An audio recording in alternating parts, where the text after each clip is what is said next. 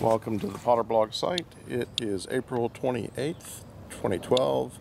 It's a Saturday, approximately 4:30 p.m. It stopped raining maybe, you say that, half an hour ago? Half an hour ago. Right. And it rained like crazy for a little while, probably a good 20 minutes. So we're going to take a sample here, take a wipe off the truck, and we'll see what it returns. Now, in the past, when we've had high readings, they've correlated. Actually, we've used high readings to predict that there's been problems in Fukushima. And in the past, when we've gotten really high readings, they've correlated very well with radioactive iodine detections in Japan proper. So, it's still dripping just a little bit here. So, starting to rain again. So we'll see what we get here. This is not the hottest rain ever.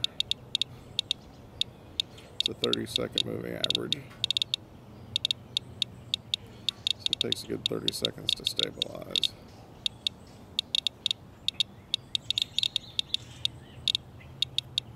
So we're at 7 times background.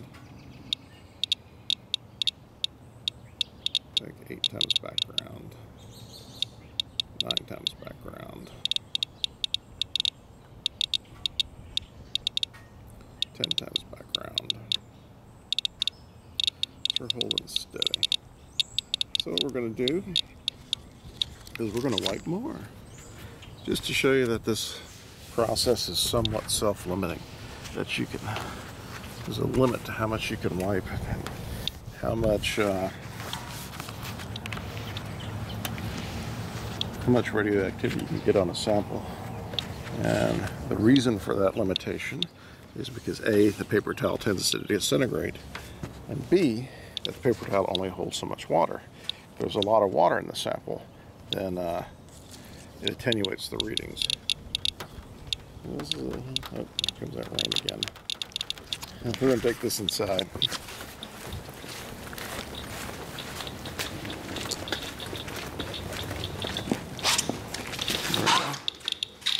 So we're at 6 times background,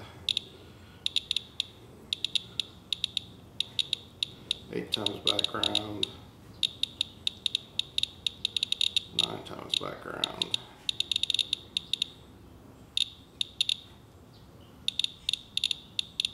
11 times background.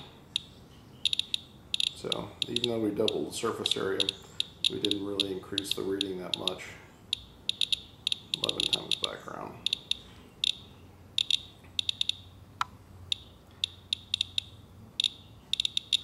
Got some more interesting subjects to follow.